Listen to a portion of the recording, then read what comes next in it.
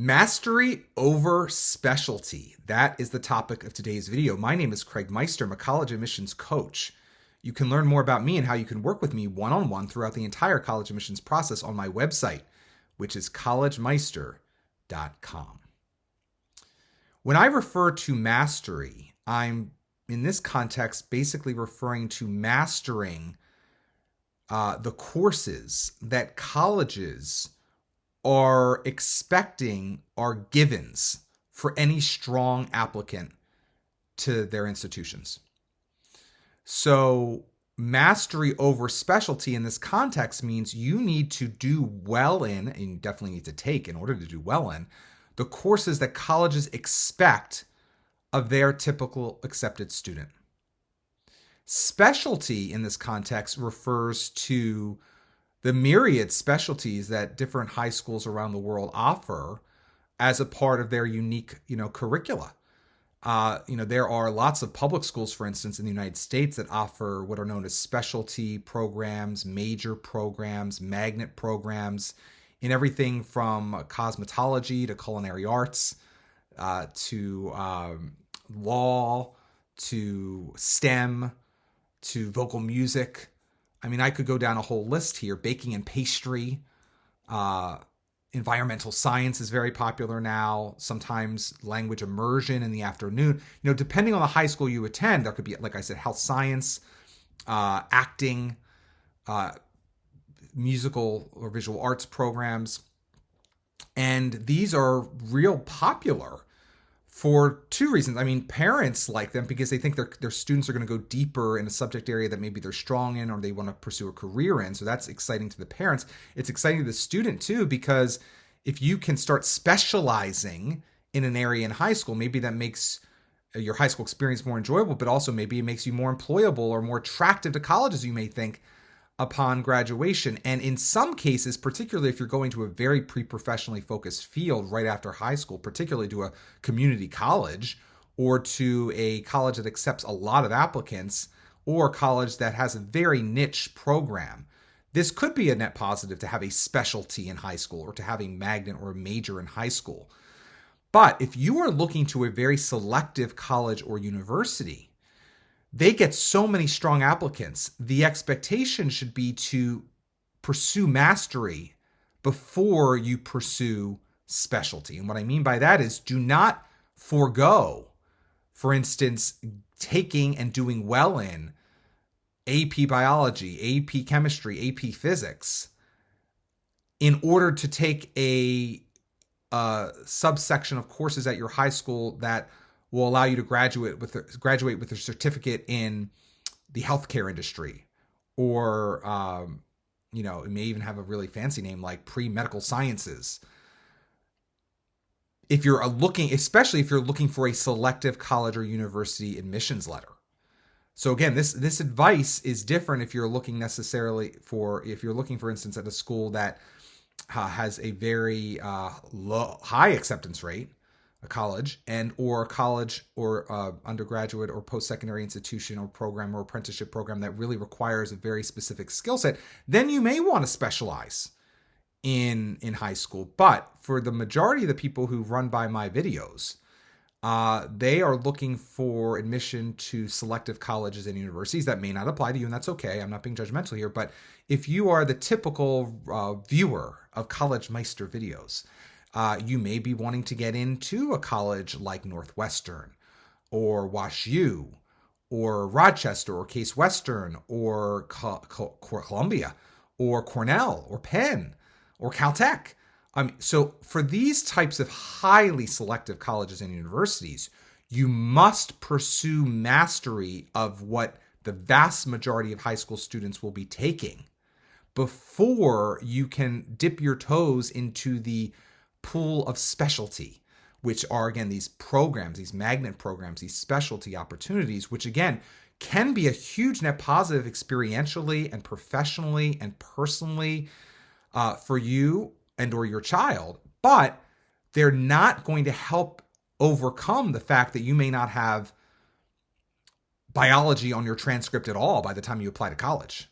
And especially if you're looking to go into like a STEM field and you don't have physics or chemistry or biology on your transcript, but you do have 1 year of earth science, 1 year of environmental science, and then you chose to major in building and construction for your last 2 years, let's say. Or you pursued your high school's what is known as their sports science academy. Or maybe you pursued the Academy of Health Professionals at your high school, and you took an anatomy course as your science course, and also some other course on dissecting animals, but it wasn't called biology. You never took a biology, you never took a physics, you never took a chem. For a very selective college that's getting thousands upon thousands of excess applications, you can't neglect mastering what I call the meat and potato courses that colleges are expecting. And let's just go through it.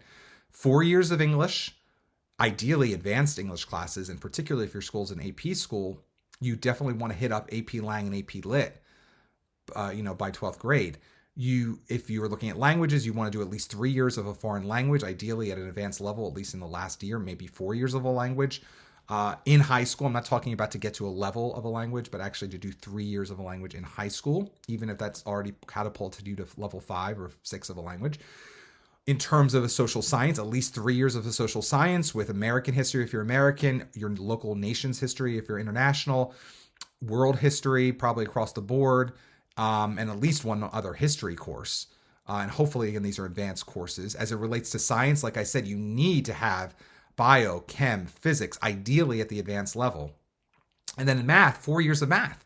You need to have geometry, unless you completed that in high school, and in which case you need to communicate that somewhere else.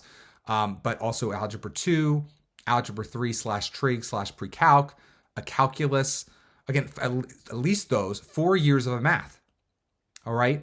So again, there are exceptions depending on what country you're coming from, or if you're coming from a very unique high school that doesn't offer it and therefore was just never available to anyone. But if it's offered at your high school, don't get seduced by the specialty program and neglect mastering what are, again, these meat and potato expectations of highly selective colleges. You may say, well, Craig, I'm not going to go into STEM, and therefore I don't need to listen to this video or this advice.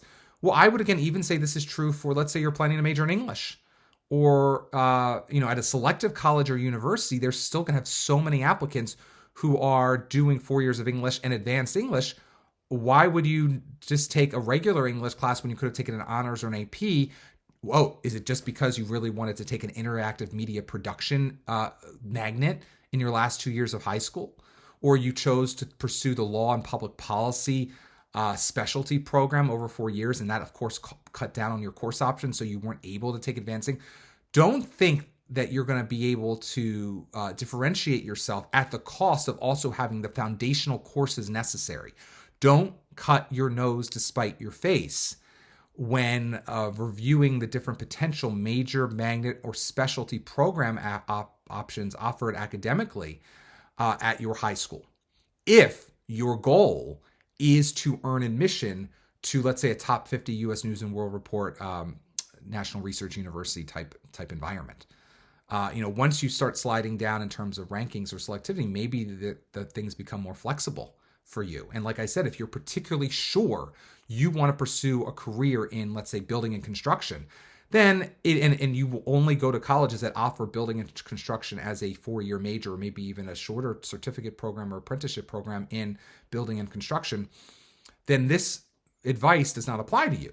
But if you if you're just curious, you love to build things, you've always built things, you've done robotics, let's say, and now your high school offers a building and construction technology major where that requires you to take 2 particular courses every year of high school, but you still ultimately want to go to Penn, or you still ultimately want to go to Caltech and major not necessarily in construction. Maybe you're not even sure yet. Maybe you want to be pre-med. Maybe you want to be some other STEM major or some other industrial engineering or something.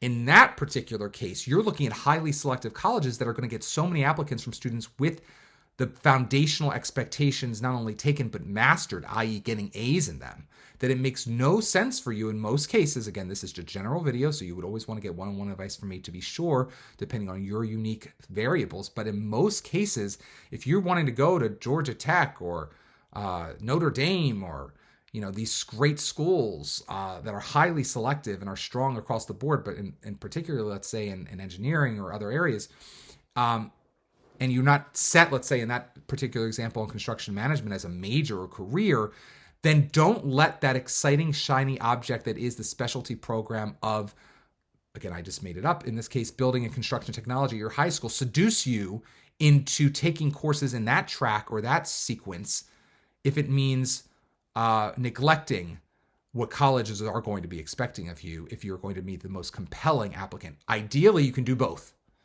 If you can't do both, I would hedge toward doing the what I consider the meat and potatoes courses, mastering these basic courses, even though in many cases I'd like you to be in advanced courses, so don't get it mixed up. I want you to be in advanced versions of courses that colleges are expecting their applicants to all have taken by the time they start with freshman or first year courses in whatever major they pursue, so that they know, these colleges will, that you're going to be well prepared to hit the ground running, regardless of your ultimate trajectory at that college or institution. If you specialize too soon, selective colleges and universities, at least, may be very leery of your application. And I've heard it directly from the horse's mouth from particular college admissions officers. So this is me really trusting them, but also seeing it in live action over the last 18 years of students pursuing different paths that are like an interesting exotic feather in their cap, but at the expense of taking what the vast majority of American high school graduates take, and also especially advanced versions of those courses. And therefore, you're now hurting yourself. You're shooting yourself in the foot. You're not actually putting yourself in the best position in order to earn admission to a selective college and university. Again, if you are okay going to a very pre-professionally focused career program after high school, either in a 2-year or 4-year school, then this advice does not really apply to you. You should pursue with gusto, potentially centering into and focusing in on a particular career path as early as 9th grade of high school year, of your high school experience. But for those who are aiming for selective college admission, again, I'm repeating myself again, because depending on who you are, this could be different type of advice you need to hear most in this video. But if you're aiming for selective college admission, always remember, mastery over specialty.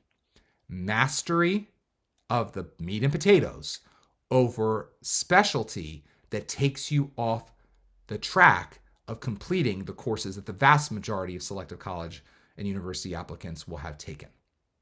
Until next time, my name is Craig Meister. If you enjoyed this video and you want to work with me one-on-one, go to my website, which is collegemeister.com. If you like this video, I also encourage you to give it a thumbs up and subscribe to my channel. Tell your family and friends about it. The more the merrier watching these videos. Until next time, stay safe, stay well, and most importantly, stay stress-free throughout the entire college admissions process.